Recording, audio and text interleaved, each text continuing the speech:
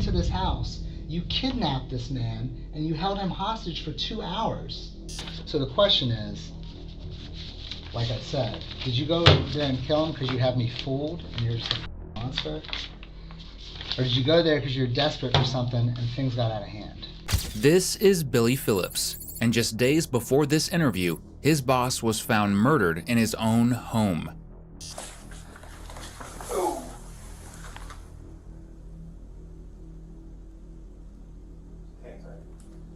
What?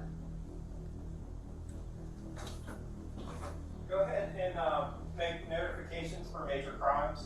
Now, Billy will do anything to prove his innocence, but little does he know, his crimes were recorded and detectives saw everything. So that's you on video. Who's that? That's me. Who's that? Me. No, I'm scared to death right this second. Jeff Biddle was the successful owner of Payment Solutions and had planned a date with a woman on June 23, 2021. Like always, he let his employees know well before this date that he would not come in for work. However, on the day of his absence, Jeff's employees would receive a cryptic, rushed email. Had a family emergency come up this morning. More than likely will be out of reach today. I apologize for the short email and will be in touch when I can. Thanks, Jeff. Jeff was never one to send emergency emails, and even stranger was the fact that he had already called off from work for an entirely different reason. So why would he send an email like this? Immediately, the Montgomery County Police Department was notified and dispatched to conduct a welfare check at Jeff's home. Unfortunately, they could never have suspected the horrors they were about to discover. Can you unlock it? Yeah. Oh.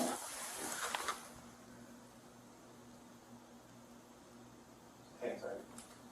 What?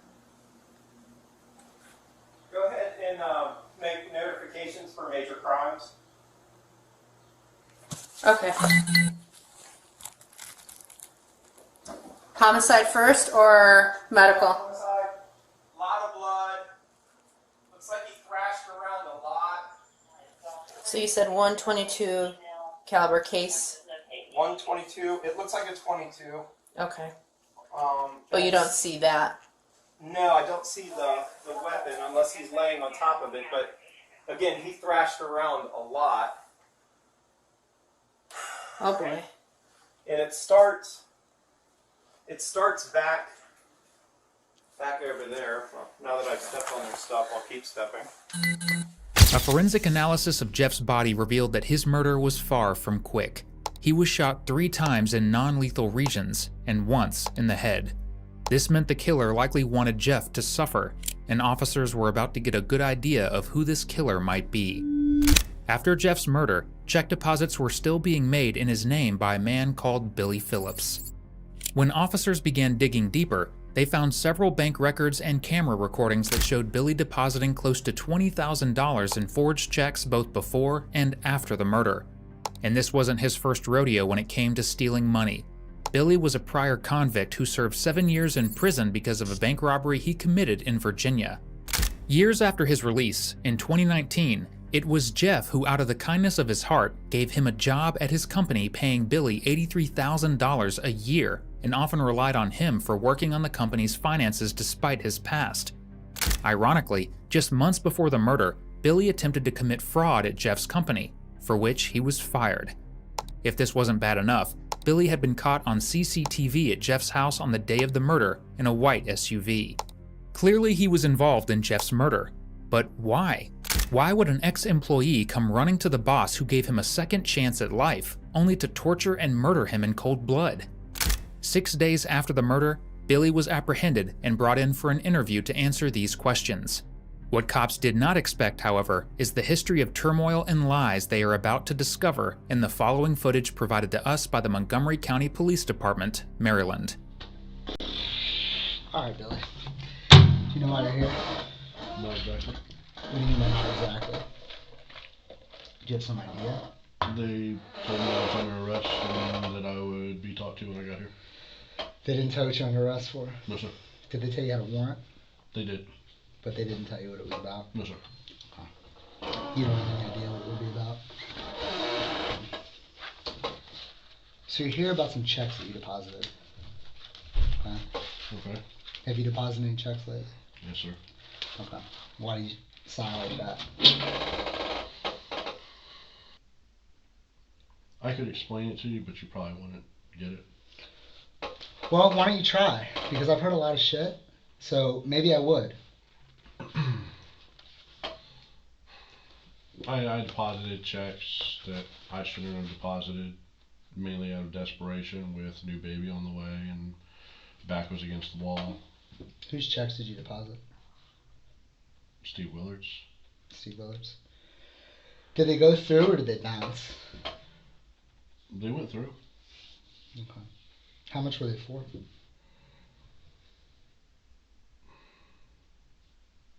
Normally like 25. Okay. How did you come into possession of the checks?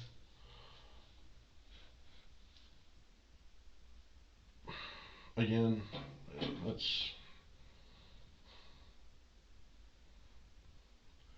some of the checks I already had Okay. in my possession. They were given to me, and then certain things happened. So you mean they were like legitimate checks that he wrote to you? They were given to me in case of emergencies. So blank checks. Okay, with the understanding that okay, let's not write the bank off here. Okay. Okay, but let's again, it was in case of emergency, and I worked really close with the man. Okay. How long did you work for him for? Since 2016. Yep, 2016, 2017. Until 2020.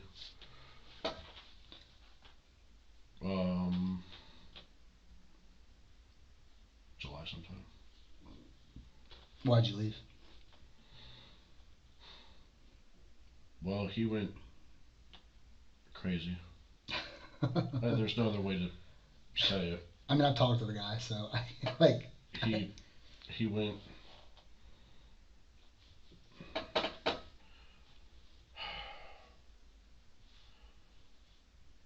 They said it was a. Well, he said it was. What's it called? When you have the mood swing back and forth. Bipolar. Bipolar. Mm-hmm. However, it being as close as I was to him and talking, it was more like paranoid, schizophrenic. Yeah. What was he paranoid about? A lot of people in the company. Cellfire? Yes, sir. Okay. And what was he paranoid? Like, what about people in the company? Well, certain people coming after his position, trying to take over, trying to screw him over at the board, and so on and so forth. Okay. And unfortunately, he was right that they were trying to do that, and my job was monitoring and giving him information. Were you like an IT auditor? I wasn't an auditor. I was more of a jack of all trades IT personnel. Okay. How much was he paying you?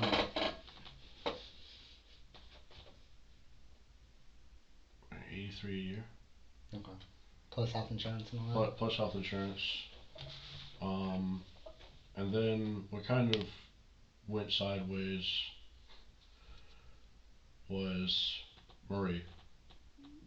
And Marie got sick. And she had an episode back in February. She had another episode. And I covered for her. And ended up getting, put my sling. And Mr. Willard, who had given me standing orders if anything were to ever happen again with Marie to handle it this way, then report to him. Well, he was at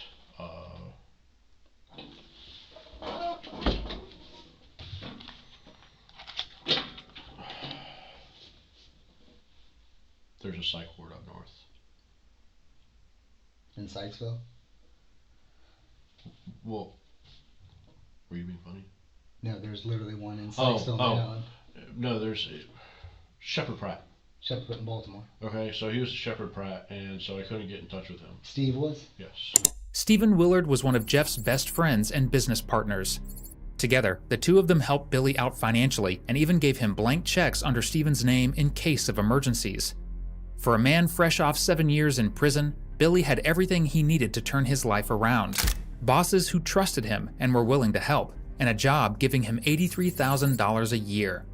But, blinded by his greed, Billy double-crossed them and stole, a pattern that was all too familiar, and a pattern that Billy admits to, completely devoid of any shame. So are Steve Willard's checks the only checks that you've cashed? Or deposited? I'll say cash and deposit, and I use them kind of There was... You thinking? I'm trying to. Okay.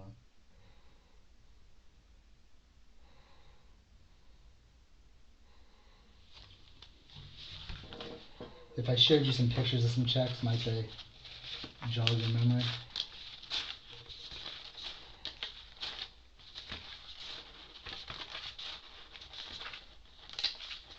The thing is...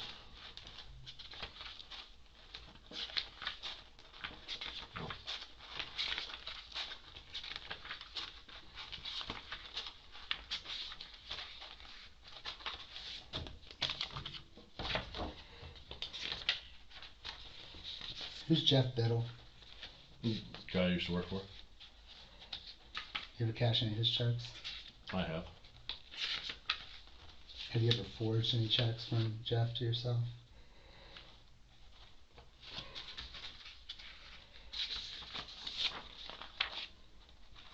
Twice. Okay, when was that? I don't even know when that was. What do you mean I know when that was?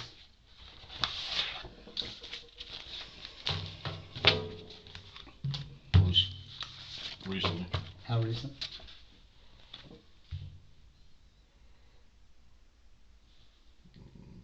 Last week.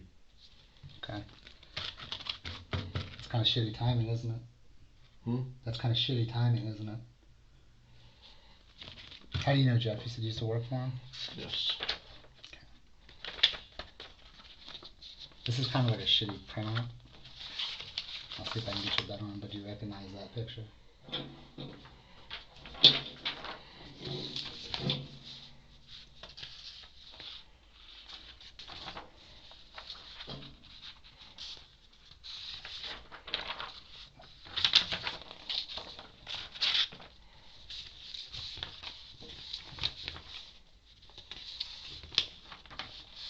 Yes, sir. So this one is a check that you deposited into an ATM at the Navy Federal over in Crown. Yes. Okay. I know it's kind of hard to make it out over here. Here's a better picture of it. It's for $9,500. Yes, sir. Okay, you deposited it on, it looks like, you can't read it here very well, but it's on June 23rd, which was last Wednesday, at 11:53 p.m. Okay, this one, you deposited, I believe with a teller, on June 23rd for $4,450. June 23rd, Navy Federal. There's no time on here, but I believe it was somewhere around 1 o'clock. Could be wrong about that. According to a report, Jeff's time of death was placed at 9:30 a.m. This means that 3.5 hours after his passing, Billy just so happened to cash out nearly $15,000 under Jeff's name, a mistake that he is about to realize the gravity of. Where did you get those checks?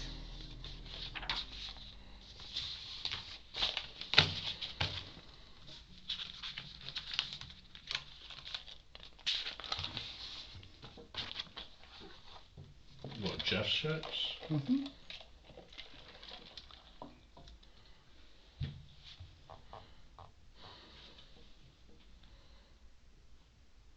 See, this is where I'm real scared right this second. Okay. Why are you scared?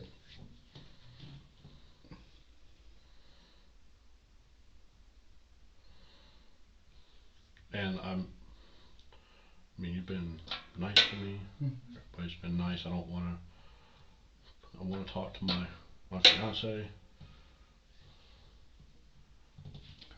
Okay. I can see about that.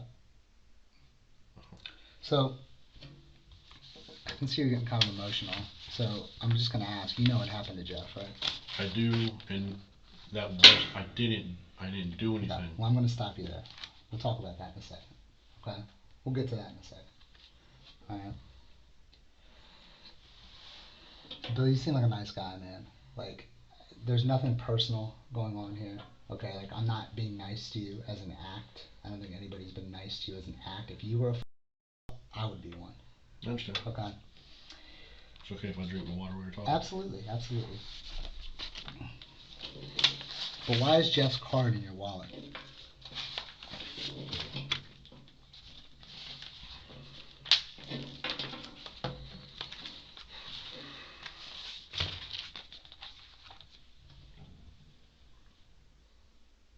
See, Billy, the thing is that things happen and things have happened, okay? And everything that happens for a reason, you know? And, you know, Jeff's dead, okay?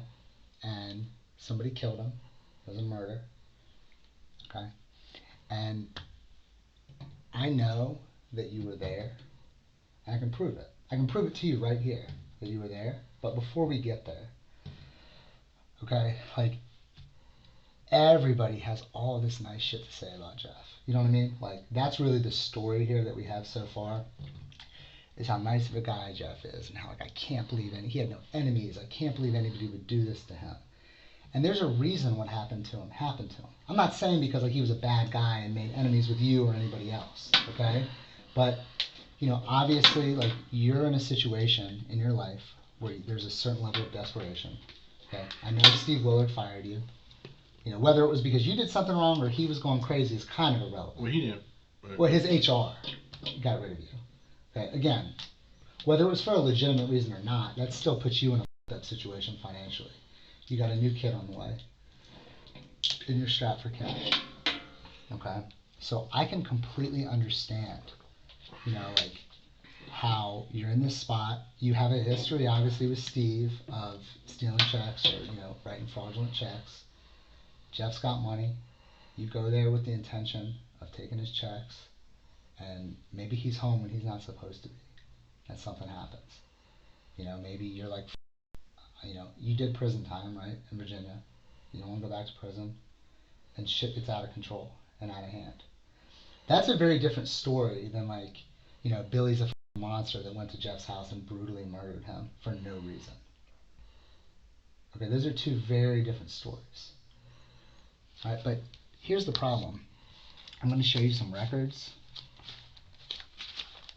and I'm going to show you how I know that you were there. Who's that? That's me. Who's that? Me. Me. I'm wearing damn near the same shit you're wearing now. Yep, me. That's me. That's me. That's Mr. Bill. Okay. I need your federal account records. I'm not going to go through that right now. There's something specific I'm looking for to show you.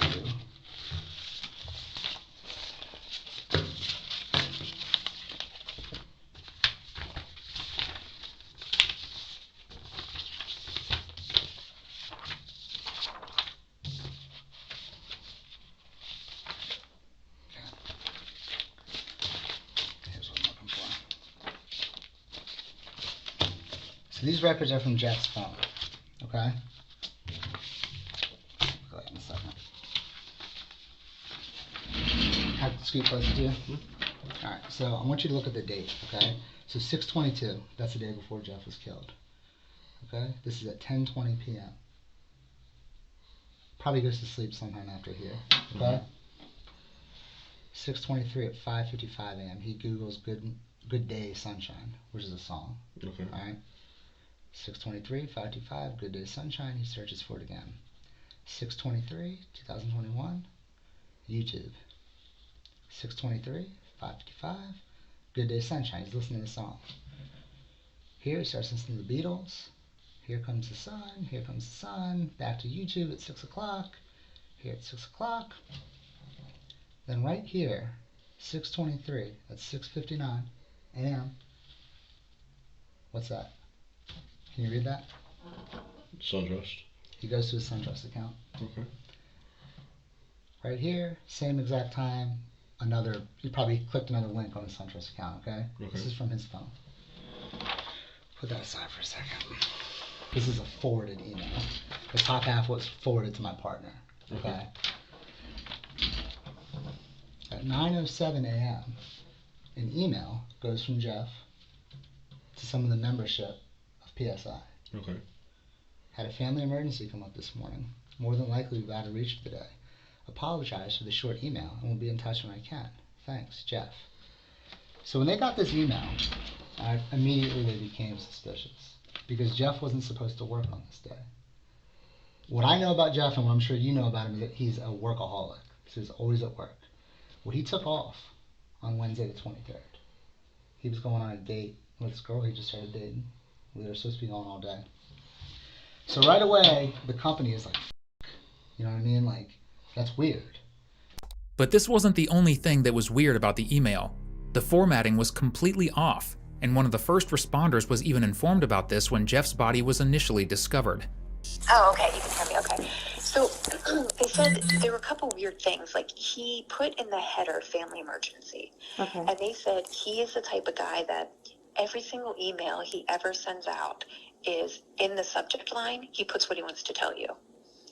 And he said for years, like they've known this guy for like 11 years, worked for him. And they said, we've told him, just do your emails properly. But he said this time, the subject line said family emergency. And when you open the email, it said, hi guys, sorry, I'm going to be out of the office today for a family emergency. And they said, but they already knew he wasn't going to be in the office. Like that was already a long time ago. I forget what he had, if he had some medical thing, but he was planning not to be in the office. Okay. So it was really weird. Since the email wasn't from Jeff, there is only one plausible outcome that detectives believe happened. Billy likely held him hostage and tortured him because of their tumultuous past. But Jeff's discipline in showing up to work was a problem, as he was known never to miss a day without any prior notice. If Billy didn't do something, Jeff's employees would become suspicious and catch on. So in a hurry, he sent out an email of absence under the guise of a family emergency.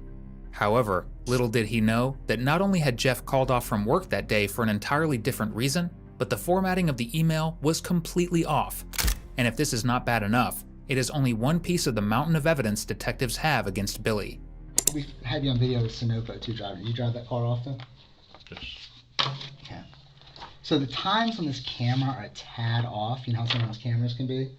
But at 7:02 a.m., this car goes by Jeff's house. So this camera is the corner house, which is the one next to Jeff's. Okay. So this is Jeff's street. Okay? So right around the same time that SunTrust website, accesses this car, which right now, I can't see the tag on this, okay? But that's your car. I know it's your car. Going by.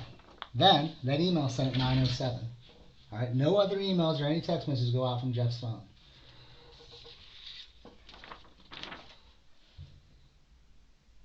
$9:20 in the morning. It's a bad picture because it's a still shot I took from a video. Okay? But this is you walking away from his house. And when we get your cell phone records back, I know exactly what they're going to say. You're an IT guy, right? Mm-hmm. So you know how cell phones work, right? Mm-hmm. You know that their apps are always updating. They're always trying to reach out to Wi-Fi and reach out to update. Mm-hmm. So we get this data called timing advance data. Mm-hmm. So about every 30 or so seconds, your phone is reaching out. I know what your cell phone's going to come back and say. I don't have it yet. I don't have the records back yet. So that's how I know that you were there when Jeff was killed. So the question is, like I said, did you go there and kill him because you have me fooled and you're just a monster? Or did you go there because you're desperate for something and things got out of hand? And this is your opportunity to tell that side of the story. They say there's two sides to every story. Well, if the side that I had was favorable to you already, you wouldn't be here. You know what I'm saying? So this is it, man. Like, this is your shot to tell us what happened. I know what happened. I don't know all the details. I don't know how it happened. And I don't know why it happened. But this is your chance to maybe put a little bit of an explanation on it, because people want to know, and people are going to be asking, and it matters. Maybe there's a reason for why what happened, or maybe there isn't. But there's only two people who know the answer to that, and one of them's dead. And the other one's a convicted felon. I don't care that you're a convicted felon at all. That has nothing to do with why you're here. I don't, yes, you're a convicted felon, you're a convicted bank robber, but that was a long time ago. Okay? And you're not here because I was like, oh shit, Billy did a bank robbery, he must have killed Jeff. No. You're here because everything lines up. The evidence puts you there. That also goes to show that, this wasn't some pre-planned out horrific thing. You did a awful job, if if this is a pre-planned thing. But it looks bad, because you're a big dude, you're 36 years old, he's a 66-year-old man killed in his house. It fucking looks bad, man. And you're wearing the same clothes that you're wearing at the bank. You're wearing the same clothes that you're wearing on that video. Nothing here looks good for you.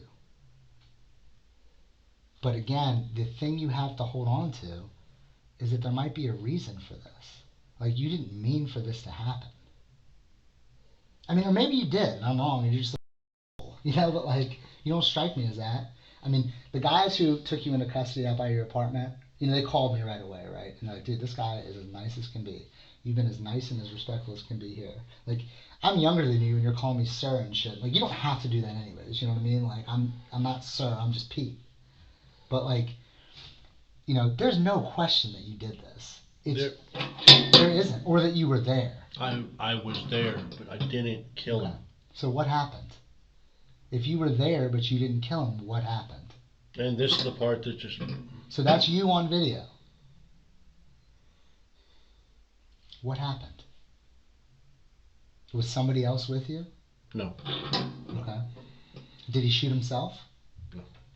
Okay. I know he didn't shoot himself because of where he was shot and how many times he was shot. So what the fuck happened? I know he was alive between 6 and 7. I know what time you got there.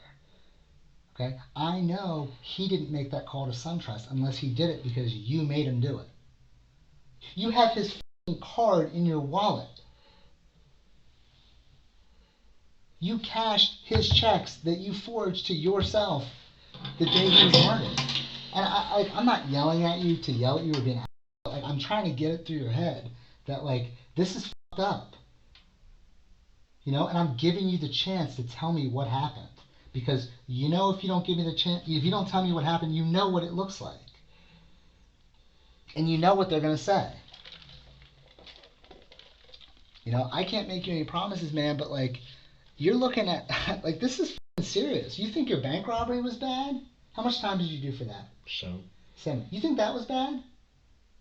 Bro, you're looking at going to prison for the rest of your life. Because the way it looks is it looks like you broke into this house, you kidnapped this man, and you held him hostage for 2 hours and murdered him in cold blood, and then cashed his checks on not only the day of the murder, but 2 days later. How does that look? It frustrates me because I know there's a reason. I know you didn't just go there to kill that dude. Because I believe, because you have some working knowledge of his company and his work habits because you used to work for him, that you had no idea he was going to be there. I don't think you went there to hurt him. I think you went there to steal checks. Actually, I knew he was... So you knew he was going to be there? Mm-hmm. Okay. So how did you end up there at 7 o'clock in the morning? Why did you go there?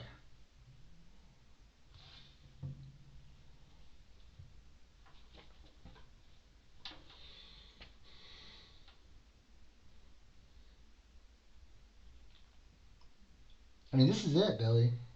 Like right now, sitting here talking to me, this is the biggest moment of your life. Okay? It's bigger than when your daughter was born last month or earlier this month. This is the biggest moment of your life right now.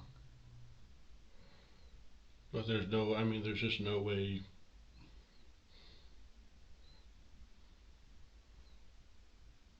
There's no what?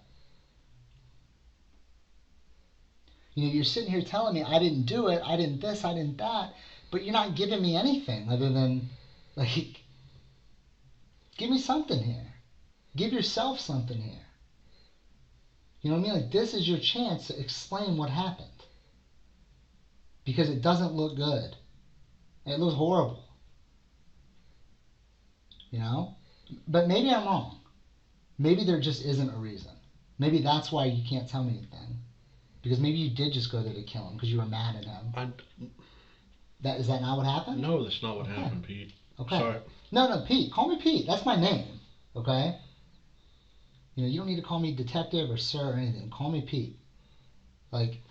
See, no matter what I do, you're not going to believe me. It won't matter. Well, you haven't told me anything, Billy. Like, you say that, but you haven't told me anything. All you've told me is that you were there. But then you won't say, and you said nobody else was there.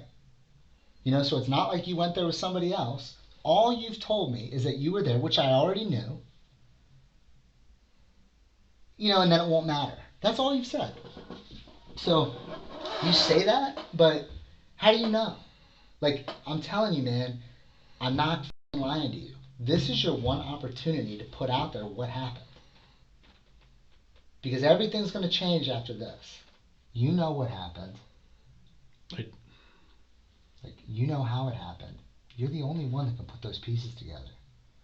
Because again, I'm not going to sit here and lie to you and be like, oh, you can just explain your way out of this and it'll all be okay. I'm not. You know, but the fact is that, like, again, there's a huge difference between, you know, there's a lot of, like, when things happen, when people get shot, or whatever, like, there's a lot of different reasons. Like, on one end of the spectrum, you have, like, where, like, somebody shoots and kills somebody in self-defense, right?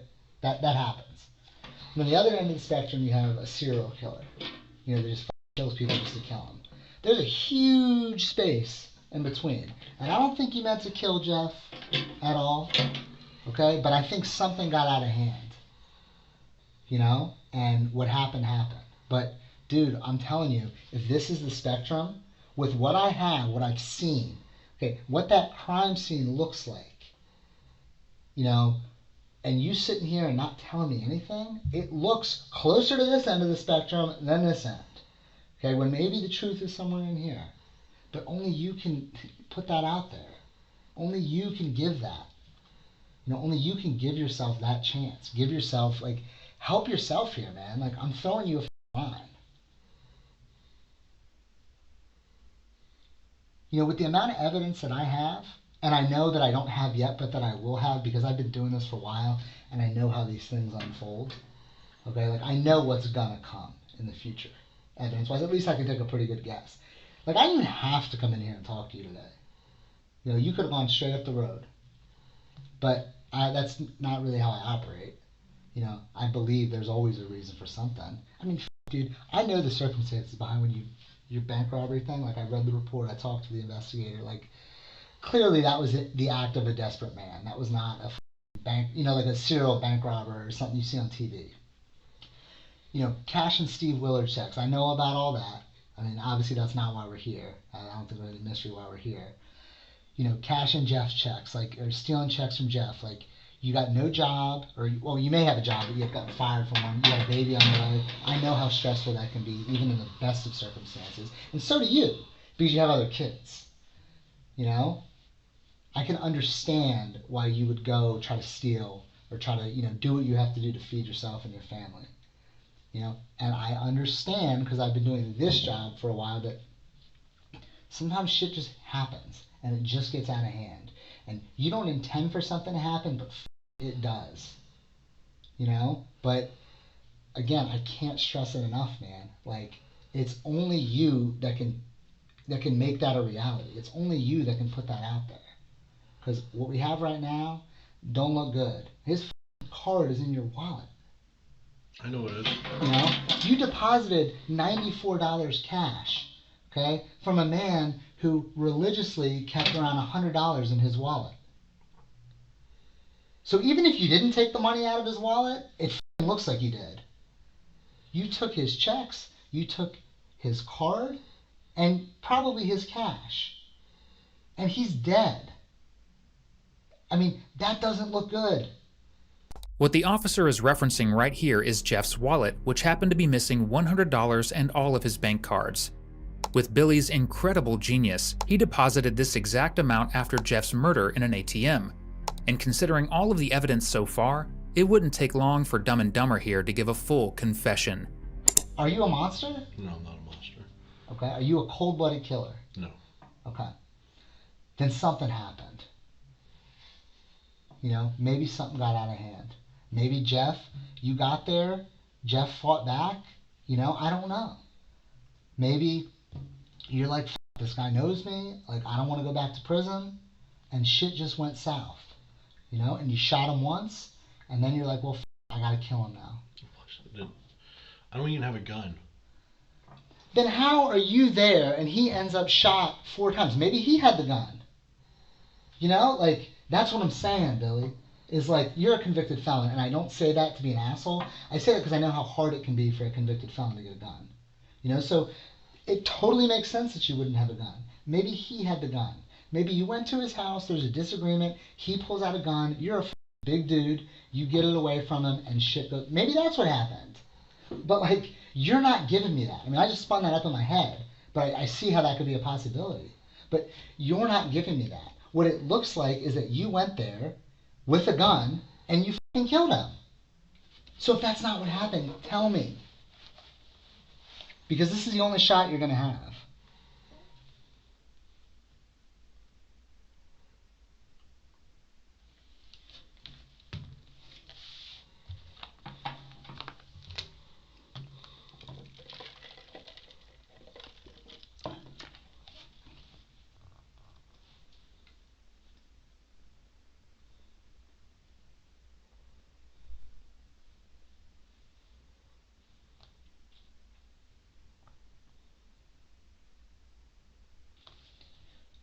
Why don't we just go back to how you got the checks?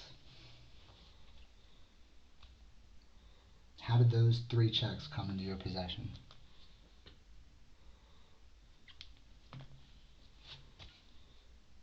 Like 7 o'clock, you pull onto the street. What happens from there? What happens when you get there? Walk me through it.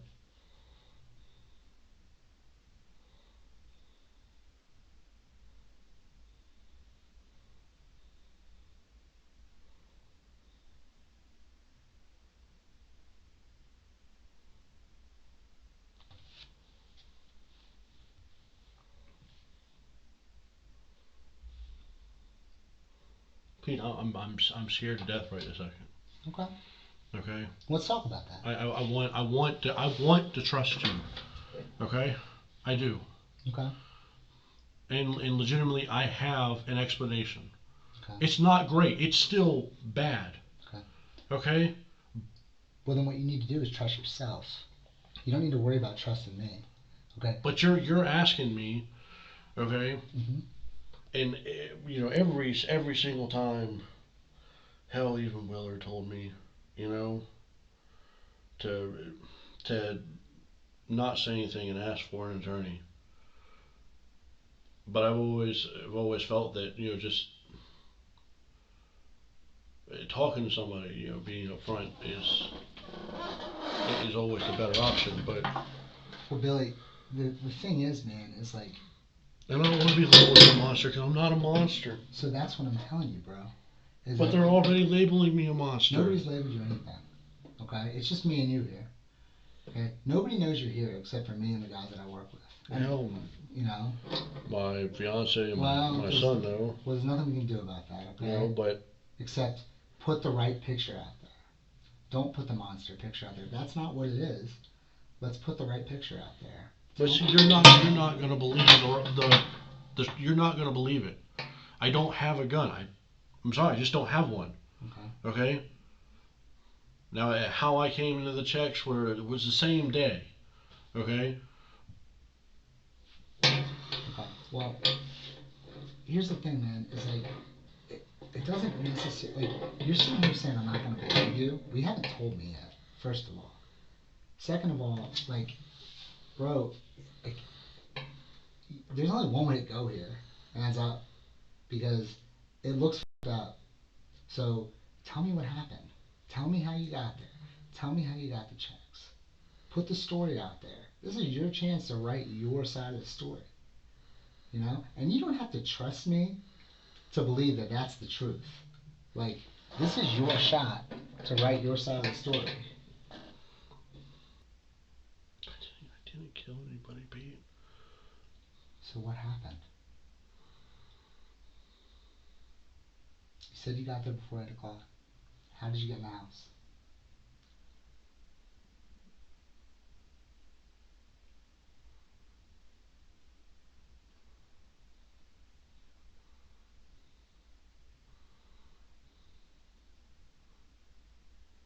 This is my life. I can't afford to have it all twisted up, man. Well, that's what I'm saying, man. This is your life. And this is a pivotal moment of it. And this is your chance to explain how we got here. But even if I explain it and I show you and I tell you I didn't do it, I'm still going to be charged for it, and now it's going to be up to the damn courts, and the courts. How did you get in the house? To the front door. Was it locked or unlocked? It was unlocked. You rang the doorbell? I knocked on the door a few times. The front door? Yes. Alright, so then what happened?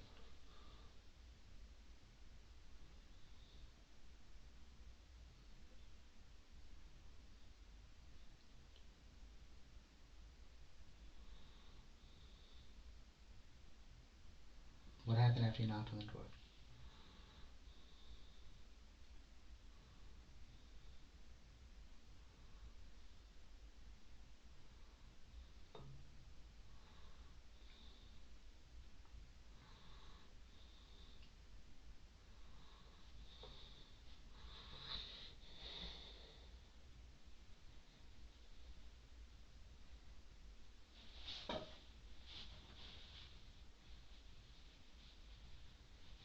I'm not a monster, Pete. Well, tell me. Tell me why. Prove it to me. You knock on the door. What happens? How many times you knock on the door?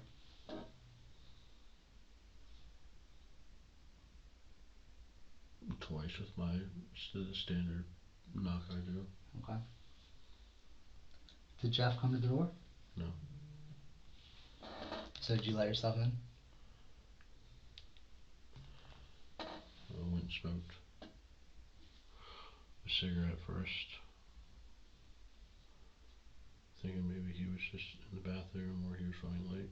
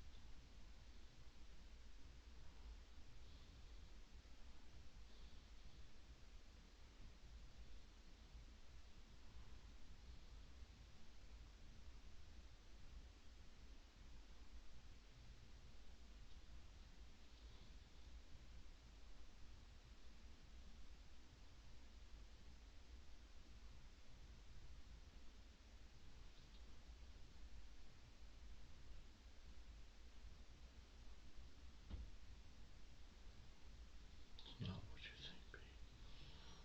Well, all we got right now is you at the door. You knocked on the door. You went and smoked a cigarette. Then what happened? Should I have an attorney or no? I can't tell you that, man. This is your life, man. This is your chance to tell us what happened. This is your chance to get out there. You know? This is your chance to write your side of the story. That's all I can give you, is an opportunity. Pete, what I did was wrong, but I didn't kill him. Okay? I did not kill anybody. So what happened? How did you get into the house? You said the front door, it was unlocked. So you let yourself into the house. I can't do it. I can't do it.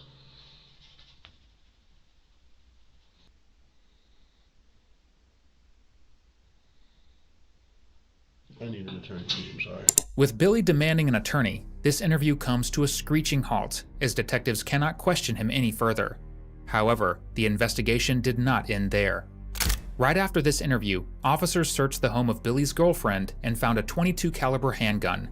This weapon was determined to be used in Jeff's murder, and after a forensic analysis, Billy's DNA was found on it.